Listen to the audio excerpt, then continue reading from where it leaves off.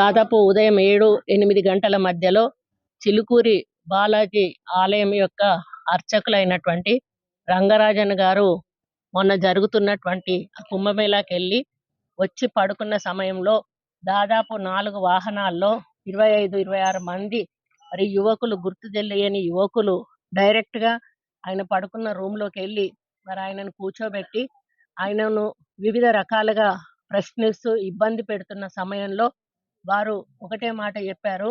నాకు ఇంకా నేను స్నానం చేయలేదు. నేను గుడికి పోవాల్సిన సమయం ఉన్నది. ఏదైనా ఉంటే తర్వాత మాట్లాడుకుందాం అని చెప్పి వారు చెప్పినప్పుడు, రామరాజ్యం కోసం చేయాలి అనేటువంటి మాట ఏదో తీస్తూ ఆయనను ఇబ్బంది పెట్టే కార్యక్రమం చేశారు. అప్పుడు వారేమన్నారంటే, మేము చేస్తున్నది కూడా రామరాజ్యమే.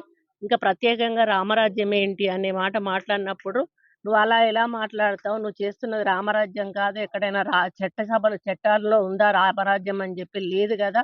కానీ చెయ్యాలి అందరూ గూడా. మీరు రామరాజ్యం కోసమే చెయ్యాలి" అని చెప్పి ఆయన మీద ఒత్తిడి తెచ్చి నప్పుడు ఆయన మీతో ఇప్పుడు మాట్లాడదలుచుకోలేదు అనంగానే, అందులో ఒకతను టేక్ హిమ్ ఇంటూ కస్టడీ అని చెప్పి వెంటనే అనడంతోటి వాళ్ళందరూ గూడా అతని మీద ఎగబడి కొట్టడం జరిగింది. అదృష్టవశాత్తు మరి ఆయన కొంత ఏజ్‌లో పెద్దవాడు. మరి అక్కడ దేవుడే ఆయనకు చేసిన సేవలు ఈరోజు ఆయనకు అవసరం వచ్చినాయి అనుకుంటా. మరి కొద్ది దెబ్బలతో బయటపడి వెంటనే ఆయన రియాక్ట్ అయ్యి పోలీస్ డిపార్ట్‌మెంట్‌కు ఫోన్ జేయడం జరిగింది. వెంటనే మన డిపార్ట్‌మెంట్ వాళ్ళు గూడా స్పందించి వచ్చి మరి ఆ సీసీ ఫుటేజ్‌లు గాని వాళ్ళనందరిని గూడా గుర్తుపట్టి ముందు అందులో లీడింగ్ ఎవరైతే ఉన్నారో లీడర్‌షిప్‌లో వచ్చిన అతన్ని అరెస్ట్ చేయడం జరిగింది. ఆ తర్వాత ఇంకొక 5గురిని గూడా అరెస్ట్ చేశారు. ఆ మొదట అతన్ని రిమాండ్‌కి పంపించారు. 5గురిని కూడా ఈరోజు రిమాండ్‌కి పంపించారు. ఇంకా మిగతా వాళ్ళందరూ గూడా వివిధ జిల్లాల నుంచి వచ్చిన వాళ్ళున్నారు. ఆంధ్రప్రదేశ్ నుంచి గూడా వచ్చిన వాళ్ళున్నారు.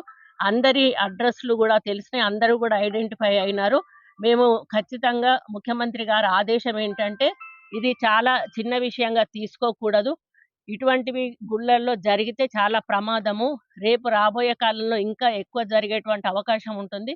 కాబట్టి దీన్ని మొగ్గలోనే తుంచేయాలి. అటువంటి వాళ్ళ మీద ఏవి కేసెస్ అయితే అప్లికబుల్ అయితాయో ఆ సెక్షన్స్ అన్నీ గూడా పెట్టి వారిని రిమాండ్‌కి పంపించమని చెప్పి ముఖ్యమంత్రి గారు కూడా స్వయంగా మరి అయ్యగారితో మాట్లాడడం జరిగింది. నాకు గూడా ఆదేశాలిచ్చి వెళ్ళి వాళ్ళ కుటుంబానికి ప్రభుత్వం అండగా ఉంటుంది.